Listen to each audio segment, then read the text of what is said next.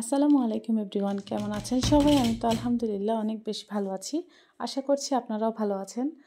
এটা ছিল গাজরের হালুয়া। গাজরের হালুয়া অনেকে অনেক প্রসেসে বানিয়ে থাকেন। তবে আমার কাছে সবথেকে বেশি এই প্রসেসটাই বেস্ট মনে হয় অ্যান্ড এটার টেস্ট কিন্তু আলহামদুলিল্লাহ অনেক ভালো এসেছে। এখানে ১ কেজির মতো গাজর নিয়েছি, ফ্রেশ গাজর। দেন এটাকে একটু উপরের খোসাটা ছাড়িয়ে পাতলা করে ছাড়িয়েছি, তারপরে গ্রেটার দিয়ে গ্রেট করে নিয়েছি। এই যে এতটা পরিমাণে হয়েছে। আর এটা কিন্তু ওই যে চিকন যে ছিদ্রটা থাকে সেটা দিয়ে গ্রেট করার চেষ্টা করবেন। আর এটাতে কিন্তু ঘি নেওয়া হয়েছে। এটা আড়ঙের ঘি ছিল, ৩ চামচ মতো ঘি। আর তার মধ্যে বাদাম কিশমিশ একটু ভালো মতো ভেজে নিয়েছি।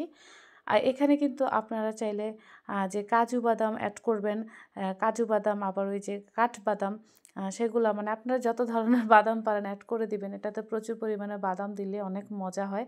আর ২টা-৩টা তেজপাতা, আর তার সাথে এলাচ আর দারুচিনি দেওয়া হয়েছে। এটাকে কিছুক্ষণ ভেজেই তারপরে এই ঘিয়ের মধ্যেই এই গ্রেট করে রাখা গাজরটাকে ভাজতে হবে। চেষ্টা করবেন এটাকে কুচি করে নেওয়ার, বেশিক্ষণ যেন ওয়েট করতে না হয়।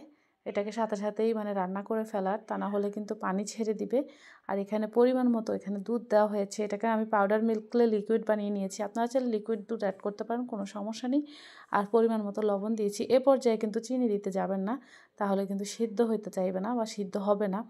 এটাকে আপনার এই দুধের মধ্যে এই গাজরগুলোকে ভালো করে সিদ্ধ করে নেবেন।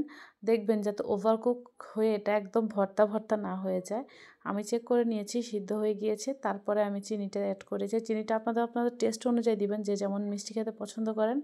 আমার এটা কিন্তু খুব বেশি মিষ্টি বা খুব বেশি মিষ্টি ছাড়া এরকমও হয়নি, একদম পারফেক্ট হয়েছে। তারপরে হচ্ছে বাদাম আর ভেজে রাখা কিশমিশগুলো দিয়েছি। ঘিয়ের কারণে অনেক সুন্দর একটা এসেন্স এসেছে। আর হচ্ছে দিয়েছি গুঁড়া দুধ। আপনারা দুধের পরিমাণটা চাইলে, আমি যে লিকুইড দুধটা দিয়েছিলাম, আপনারা জাল করে দুধটাকে ঘন করে অ্যাড করতে পারেন। দেন এই যে গুঁড়া দুধটা দেওয়া হয়েছে, এটার মধ্যে একটা ক্রিমি ভাব আসবে। আপনারা মানে কামড়ের নিচে সেই মালাইটা আর কি, মালাইটা আপনাদের কামড়ের নিচে পড়বে। যে দেখতে পাচ্ছেন সাদা সাদা গুঁড়া দুধ, এটা কিন্তু আপনার কামড়ের নিচে পড়বে অ্যান্ড অনেক ভালো একটা আসবে। আর আমি এটাকে অবশ্য ডেকোরেশনের জন্য এরকম স্কোয়ার করে শেপ দিয়েছি। এটা কিন্তু মোটামুটি ঝুরা হয়েছে, একদমই ঝরঝরে। এটা চাইলে চামচ দিয়ে বাটিতে নিয়ে ওভাবেও খাওয়া যাবে, অথবা আপনারা চাইলে এভাবে করেও কেটে নিতে পারেন। যে কোনো শেপ দিয়ে দিতে পারেন, যে যেমন খুশি আপনারা চান তেমন শেপ দিয়ে দিতে পারেন। আর উপরে ডেকোরেশনের জন্য কিছুটা বাদাম দেওয়া হয়েছে। আমার কিন্তু অন্য কোনো বাদাম ছিল না, শুধুই বাদাম ছিল, তাই শুধু বাদাম অ্যাড করেছি, আর কিছু অ্যাড করতে পারিনি। এটা কিন্তু ফাইনাল লুকটা এরকম হয়েছে। আলহামদুলিল্লাহ, যেমন টেস্ট হয়েছে তেমন দেখতে সুন্দর, তেমন খেতেও ভালো হয়েছে। আলাদা কোনো ফুড কালার অ্যাড করা হয়নি। আপনারাও চাইলে কিন্তু একবার বানিয়ে নিতে পারেন। আশা করছি আপনারা নিরাশ হবেন না অ্যান্ড আপনি, আপনার ফ্যামিলি, ফ্রেন্ডস, পরিবার, বাচ্চারা সবার ভালো লাগবে। আজ এ পর্যন্তই, ফিরে আসবো নতুন কোনো সময়ে। আল্লাহ হাফেজ, আসসালামু আলাইকুম।